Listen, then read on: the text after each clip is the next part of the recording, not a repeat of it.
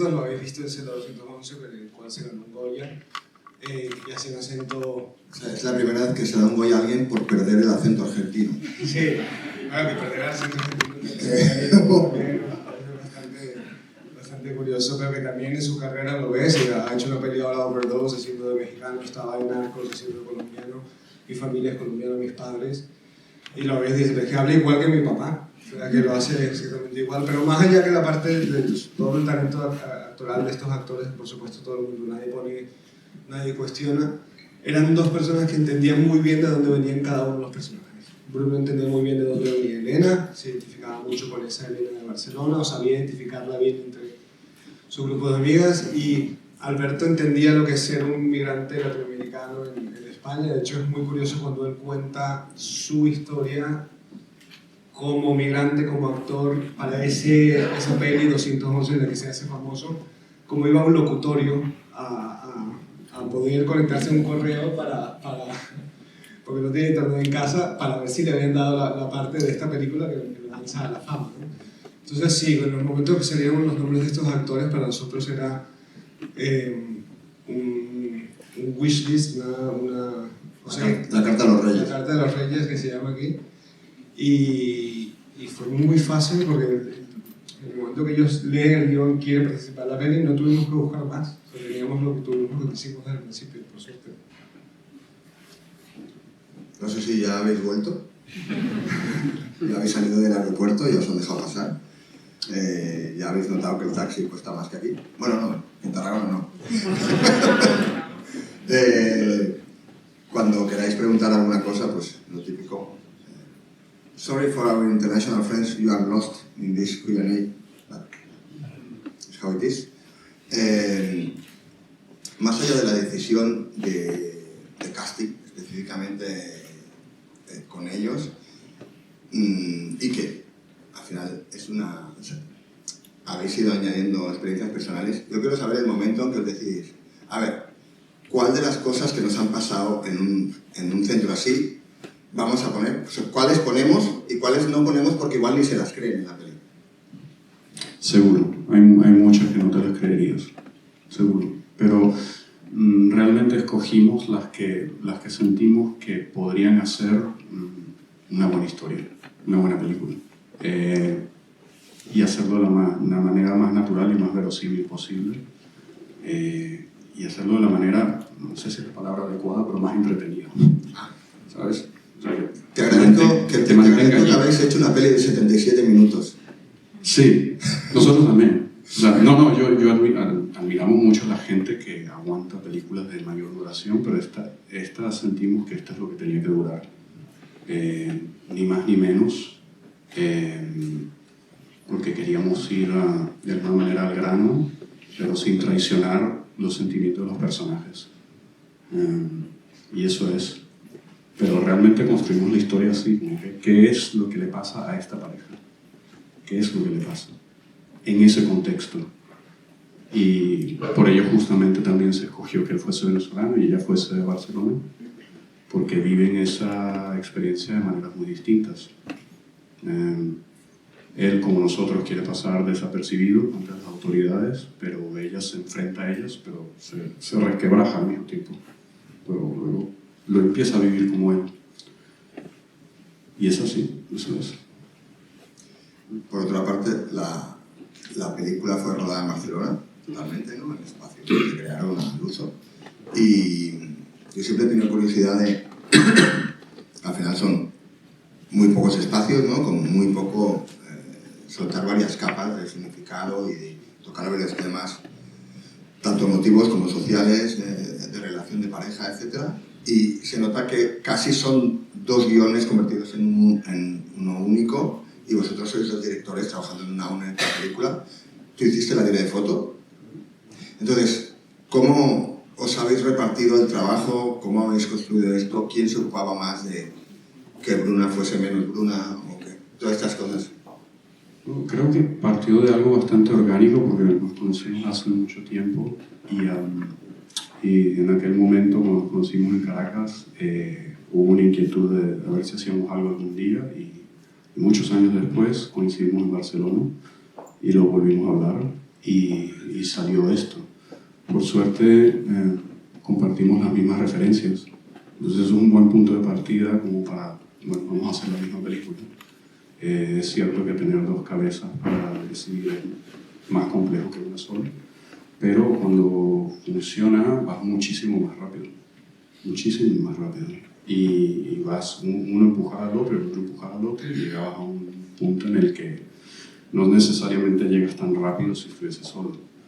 Y sí, Sebastián fotografió la película, cosa que estuvo genial porque conocí el proyecto de dentro hacia afuera e hizo ese proceso mucho más rápido, eficiente y como que estábamos bien, pero fue 50-50. Claro, yo puedo imaginar que al final trabajabais casi un equipo reducido, ¿no? Las tres actrices, bueno, Alberto, y me imagino el rodaje casi como cuando se rueda una escena de sexo, ¿no? La menos gente posible en la habitación y como una intimidad ahí muy importante. Ahí, a ver, ¿qué dice el director de foto? Luego os enseñé una foto del set, porque era una habitación bastante pequeña, más grande que la vida real para que cupiésemos. Lo que pasa es que nos sucedió con los ensayos que veíamos al actor que estaba hablando, Alberto, por ejemplo, y decíamos, esta reacción es interesantísima. Y de repente, mientras él seguía hablando, veíamos las caras de Bruno y decíamos, es que hay que grabar estas dos cosas al tiempo. O sea, hay un actor que te está dando, verbalizando, actuando frente a un policía, como lo hacemos todos, de una manera consciente de lo que está pensando, pero luego el otro está reaccionando con pequeños gestos que está diciendo mucho. Entonces, muy pronto nos dimos cuenta que necesitábamos dos cámaras. Entonces, lo que era... una vez iniciado el rodaje? No, con el ensayo. En ensayo, claro. Estábamos ensayando, que no teníamos mucho tiempo de ensayo, es una película muy pequeña, y hablar con el productor, decir, pues hay que duplicar el equipo porque es que tenemos este material que no podemos perder estas reacciones. Voy a hacer un inciso, perdón, luego seguimos con cómo pusiste dos cámaras, reacciones. Esta es una película que la han hecho productores, o sea, ha conseguido, aparte de dos personas trabajando conjuntamente para lograr este cohete de 77 minutos, lo han hecho entre un productor catalán, otro vasco, otro gallego, para producir a dos venezolanos rodando una peli sobre Estados Unidos en Barcelona, que se estrenó en Tallinn. O sea, a partir de aquí, ¿dónde colocaste la segunda cámara? Sí, claro, no, bueno, era convencer a estos productores de que necesitábamos una segunda cámara, y lo que realmente el equipo de cámara está... La cámara que ya ocupa bastante espacio, el operador de cámara, tienes un ayudante de cámara, tienes un microfonista que va grabando todo lo que se va diciendo, y en el momento que duplicas eso pasas de 4 o 5 personas en el set a de repente tener 8. Y hay alguna foto en la que cuando ves si era que no entramos nosotros en el set a verlo desde dentro, más el ayudante de dirección, más alguna otra persona de maquillaje que tiene que estar atento, y de pronto estamos ahí en plena onda de Omicron, de COVID, intentando ser los mínimos. A mí se me habían olvidado ya los nombres del COVID, y tú te sabes Omicron. Sí, pero o sea, es que me sé porque era ese te impactó. Ese que nos amenazaba a nosotros de no poder seguir rodando. Y nada, la calidad de estos actores de pronto poder tener 8 personas detrás ahí, imagínate que estás solo, abandonado en ese cuartico frente solamente a estos policías maléficos, pues ha sido un regalo. El montador ha recibido mucho más material del que se esperaba, pero bueno, sí ha sido otro. Claro, la historia es que la secuencia la lanzabais como si fuera casi de teatro, y las cámaras grababan a la vez. O sea, teníais los tiros como, no sé, como si fuera una entrevista para televisión, por ejemplo, ¿no? El mismo eje. Claro. Exacto, en el mismo eje. Fue una planificación muy, digamos, precisa que teníamos, en el que, de alguna manera, como una secuencia bastante larga, realmente lo que hicimos fue buscar en cada punto un punto de inflexión en el guión, y ver cómo, de alguna manera, cambiábamos cómo se comportaba la cámara. Un apunte la rodamos en orden cronológico, cosa que no sucede mucho en orden cronológico. Okay. Sí, o sea, esto lo pedimos y... De hecho, ahora que apuntas eso, que porque todo va creciendo y se ven las caras de los actores, cómo va creciendo eso. ¿Sabían el final del guión? Sí, totalmente. Sí, siempre estuvo desde allí, desde el inicio, que les dejan entrar. Estamos... Lo que le da bastante más valor a su trabajo. ¿Al de quién? Al de los actores. Ellos sí, los policías. A ver, pero sí, realmente ellos, todo el mundo sabía. Nosotros estamos conscientes de que de repente el final tiene como un doble efecto. De repente es un subidón porque no te lo esperas, o es un efecto narrativo interesante, pero para nosotros era lo natural porque es que esta gente te hace eso allá y luego te deja entrar como si nada. Mientras tanto te parten la vida en dos. Es un trabajo diario y así que nosotros encontramos eso de manera muy normal y natural. Es como, en el fondo, más allá de una película, como decías tú, entretenida, etc., es como un ensayo sobre el poder y el uso del poder, ¿no? Es como el clásico portero de discoteca que al final, básicamente, aquí mando yo y... Bueno, sí, es que en esos lugares que justamente es lo que nos interesó compartir, son no lugares, son un aeropuerto, te sientes en un limbo, no estás ni dentro ni fuera del territorio y pasan cosas a puertas cerradas y no se comparten lo suficientemente, pero realmente cuando pasas por estas situaciones, y hay muchísimas peores, digamos, te puedes sentir muy vulnerable, muy aislado. Y realmente no sabes por ese periodo de tiempo qué es lo que te puede pasar, porque es que no tienes comunicación con lo de afuera. Y es preocupante y nosotros lo que queríamos es un poco transmitir esa tensión que sientes, ¿no? Y también, o sea, es muy evidente el poder de la policía, no solo lo que hacen con ellos, pero también el poder que hay en la pareja. En el sentido del momento que tú estás con una pareja que quieres, que te crees que es real, pero que esa pareja tiene la capacidad de que si la relación se acaba, quizás tu pertenencia en un territorio se acaba, ¿no? Y Estados Unidos y Europa nunca se ha cuestionado entrar en territorios sin preguntarse el qué, y esa dinámica de poder cuando se traslada también a la pareja y cuando le dicen a ella, bueno, tú te puedes quedar, o qué pasa cuando preguntan a él, si lo dejáis, tú tienes que volver a Venezuela. Y hay una dinámica de pareja allí de poder que también está presente, que no es igualitaria, y que dices, bueno, es la representación de todas estas mierdas globales que hay, que cuando las llevas a una persona de carne y hueso te das cuenta de cómo realmente puede afectar a una persona un proceso de una manera completamente diferente a otra persona según el privilegio de haber nacido, que es una cosa que no decidimos en un lugar, ¿no? Lo que comentabas tú, ¿no? Que eres colombo venezolano. Hace 50 años hubiera sido un privilegio ser venezolano, ahora igual Colombia es con momentos del azar, de cierta manera. Como veis, pues nosotros podemos aquí seguir hablando. No sé si queréis lanzar alguna...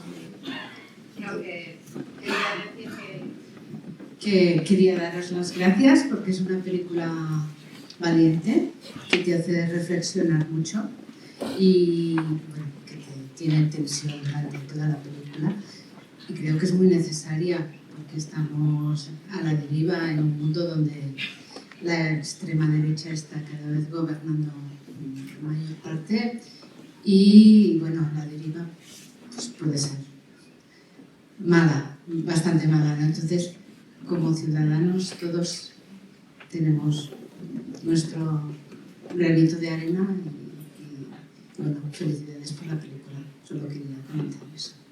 Gracias.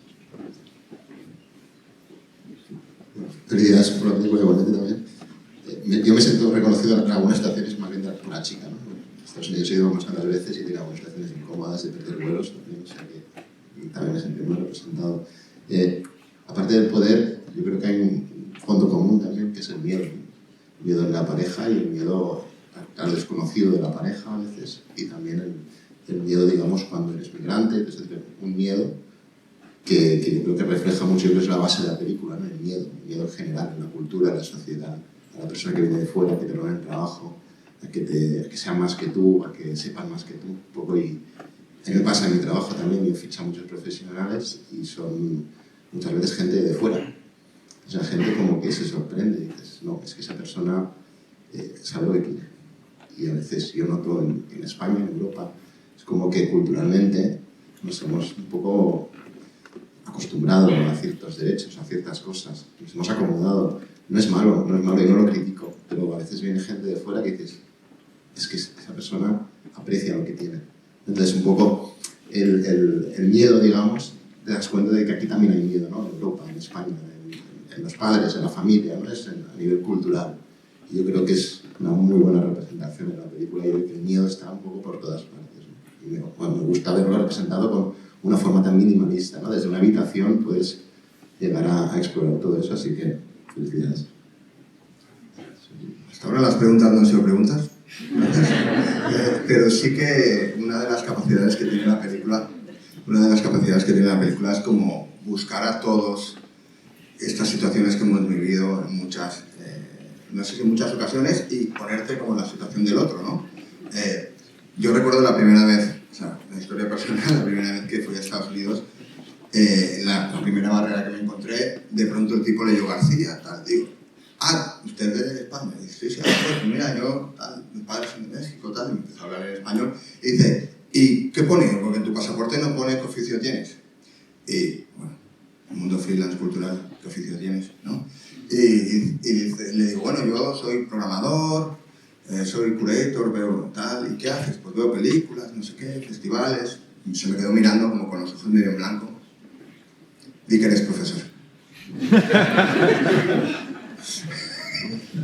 Vas a pasar a otra sala y te van a preguntar de qué trabajas, como diciéndome, no voy a ser tu mamá y decirte que eso no es un trabajo, pero di que eres profesor.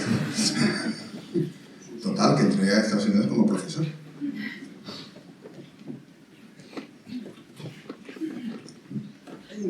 Jo veig que us heu basat en experiències personals, no? Jo m'agradaria, a mi el que m'ha quedat a mi és la sensació de dir, ja us ha arreglat la vida, ara us apanyeu, no? Al final, ja us he jodido, pues ahora apañaros. És esta lo que voldríeu vosaltres transmetre, ¿vale? ¿Me habéis entendido? Perdona. Sí. Moltes gràcies. Potser te responen en català. Ya portem una estona per aquí. Te respondo en castellano. Pero sí, un poco lo que decía Alejandro, ¿verdad? Al final, lamentablemente, este tipo de cargos es su día a día de la oficina.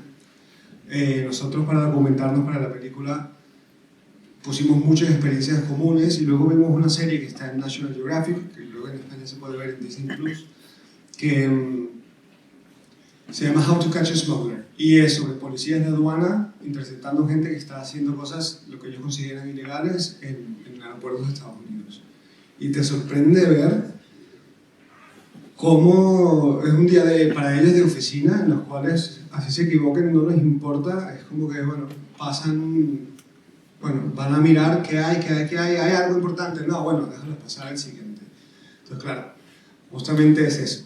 Lo que para ti significa la vida, lo que para ti puede ser un quiebre, un cambio totalmente radical de cómo venías viviendo, de tus sueños, de la nueva idea que tienes de tu futura vida, te cambia para siempre. Para ellos es un día más de oficina y sin más. Entonces era un poco esa la sensación que siempre queríamos transmitir. Queríamos añadir también personajes que no fuesen perfectos. O sea, Diego tiene unos problemas muy grandes de sinceridad consigo mismo y con el mundo. Pero claro, ¿quién le pregunta a Elena lo mismo que le preguntan a Diego, ¿no? ¿Qué pasa si la pareja continúa dentro de un tiempo? ¿Es ella la que va a depender de los tíos de él? ¿Es ella la que va a depender de la familia de él, de sus amigos? Se cambia la historia, se cambia el prejuicio totalmente. Pero la película siempre tiene como ese enfoque de ir desde el punto de vista de los policías, de vamos a ir con el sospechoso habitual. Y vamos a indagar hasta que encontremos algo, porque es lo que decía al principio, o sea, eres sospechoso hasta que demuestres lo contrario. Y al final no encuentran nada. Bueno, a mí me han tenido horas allí, horas en ese tipo de interrogatorios, quizás no tan fuertes, pero que están intentando buscar algo y están seguros que me dicen, no, es que tú vienes aquí porque te quieres quedar a vivir. Y digo, pues yo vivo en Barcelona, ¿cómo voy a querer venir aquí en medio de Estados Unidos, llegaba a Atlanta, no sé qué? No, estamos seguros que tú quieres venirte a vivir aquí. 4 horas después, nada, bienvenido. O sea, sí, o sea, porque creo que lo tienen que decir como por ley, porque es como te dicen, welcome to the United States, tal cual al final de la película. Entonces sí, es reflejar lo que para una gente es su día a día y su forma de entender, proteger a Estados Unidos de los malos, porque además te lo dicen así, cómo puede afectar brutalmente la vida y cómo queda la pareja, que por supuesto sería interesante ver lo que pasa a partir del momento que nos despedimos. ¿Me presentas a tu novia que tenías de antes? Hay otra pregunta. Sí, solo una cosa, que hay un capítulo que vimos en esa serie que nos llamó mucho la atención, que es justamente, persiguen ciertos casos, pero en todos se equivocan. O sea, en todos se equivocan y lo ponen, pero la actitud de ellos es, al final, si mal no me acuerdo, es tranquilo, vamos a ver qué otra cosa pescamos hoy. Y es así. Es un poco la sensación, un poco de la psique, hablando en general, ¿no? Estados Unidos siempre se siente bajo ataque, te reciben así. Y de hecho, a modo de anécdota, pero que nos conmovió mucho, Laura Gómez, la actriz, basó su personaje en una prima de ella, que trabaja en migración en Estados Unidos, en el aeropuerto. Laura es de República Dominicana, su prima ciertamente lo es. Y el feedback que ella recibió de ella fue, bueno, yo estoy muy orgullosa de mi trabajo. Muy orgullosa de mi trabajo y de defender y proteger este país de la gente mala. No. Vaya movida. Enhorabuena por la peli. Yo particularmente lo he pasado pipa. Me ha encantado y me encantaría saber, porque evidentemente es un guión muy fino, es un trabajo muy fino de detalle aquí y allá en cada línea, en cada interpretación, en las miradas, en el montaje, pero me interesa mucho saber cuándo desapareció la comedia. Si fue en el guión, si fue en los ensayos, si fue en el montaje, si fue con el público de repente, dices, hostia, la gente se ríe. Que me imagino que no se ríe igual aquí que en Tallinn, que en otros sitios, y me interesaría mucho saber ese momento en que detectaste y vosotros, esto es gracioso. Sí, bueno, vino desde el guión.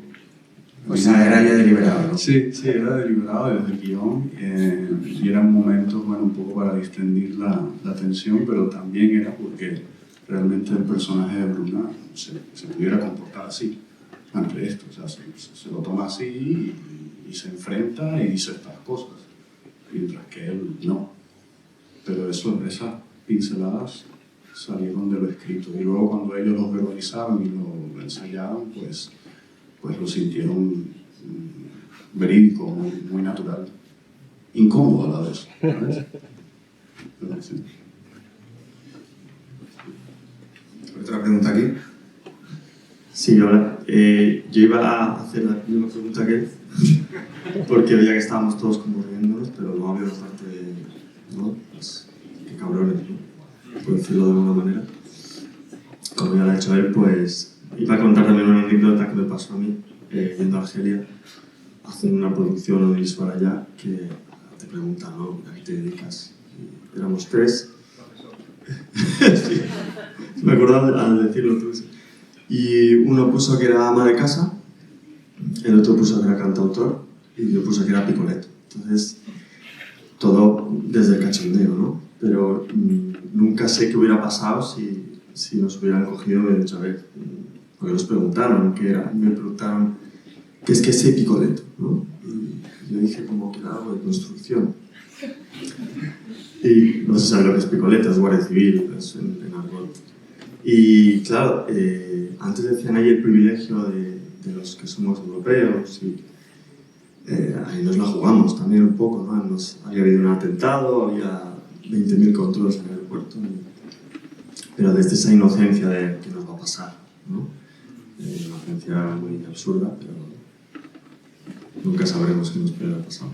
De estar ahí horas y tal, seguramente sí. Y nada, muchas gracias y enhorabuena. Creo que nosotros, más que un debate, está empezando a ser un confesionario. Creo que está bien. Yo también está bien. Es decir, ¿habéis traído los papeles? A ver, pasaporte. Sí, creo que nosotros, ya por venir de un estado policial de Venezuela que ya tiene muchos problemas en ese sentido y más en la desventaja de tener un papel o haber estado ilegal, porque una época que yo estuve ilegal, irregular, un papel que, me llegó un papel que decía, tienes 15 días para salir al Reino de España. Pero yo estoy en Cataluña, no estoy en España. Y entonces me quedé y bueno, después se normalizó eso. Pero que claro, jamás se me ocurriría a mí de una aduana del mundo decir cualquier otra cosa que no sea la verdad y solamente la verdad, ¿no? Y sí, el humor viene de allí. Hace poco, bueno, estábamos en la pandemia, mi pareja es de Barcelona, estamos circulando en una zona que había encerrado peatonal, no nos habíamos enterado, era saliendo de su piso. Nos para la Guardia Urbana. Y lo primero que yo digo es perdón. Y mi pareja dice, ¿qué estás diciendo esto? No, que es que no podéis circular aquí y tal.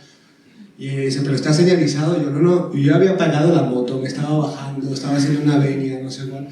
Y después, claro, te ríes, ¿no?, de estos momentos, pero es justamente eso, ¿no?, el privilegio de tú poder reclamar, decir.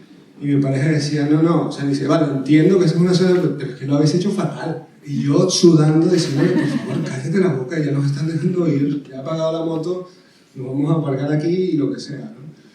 Y es un poco triste porque eso te lleva a muchísimas cosas. Yo llevo aquí desde 2008, estoy en Barcelona. En 2018 me llegó un papel, después de currármelo por mi cuenta, por trabajos, por arraigo, etc., en el que somos compatriotas, muchos. Tengo un papel que dice que soy español y me puedo quedar aquí. Pero hasta ese momento, yo sentía que me podían echar de aquí en cualquier momento. Entonces, lo que hace eso para tu vida, de capaz de decir, pues es que no sé cuánto tiempo voy a estar aquí, no sé cuánto tiempo me puedo quedar, no sé cómo, o sea, la amenaza que me genera quejarme en un trabajo de un jefe del cual depende mi visa, la amenaza que me genera quejarme de un policía que me puede haber hecho una cosa u otra, el riesgo es altísimo. Entonces, claro, el humor viene un poco de allí.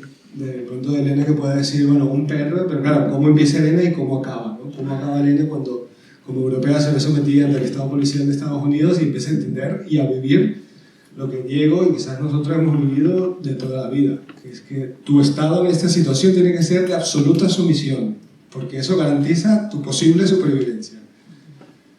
Y si no, claro, y ves las miradas de todo esto. Y bueno, es parte del reflejo que queríamos poner en la peli. Parecía que no, pero nos ha pasado este rato casi tan rápido como la película. Y bueno, iba a decir ahora que esta es la última proyección aquí de este año, en realidad no. Esta tarde vamos a volver a hacer un experimento que se llama Screening Test, que hay un público como vosotros que van a descubrir una película sin saber el título, imágenes, sinopsis, el póster y tal. El año pasado probamos este experimento por primera vez. Nos disteis el privilegio de compartir con vosotras una película que después fue 20.000 especies de abejas. Esta tarde lo vamos a hacer con otra. No sé si quedan puestos, pero si os consideráis público ya no podéis asistir. Pero sí que esta es la última proyección en esta sala de este año para el público y nos ha encantado que nos llevéis tan lejos en una sala tan pequeña y que nos dejéis compartir todo lo que se siente viendo esta película con nosotros. Muchas gracias.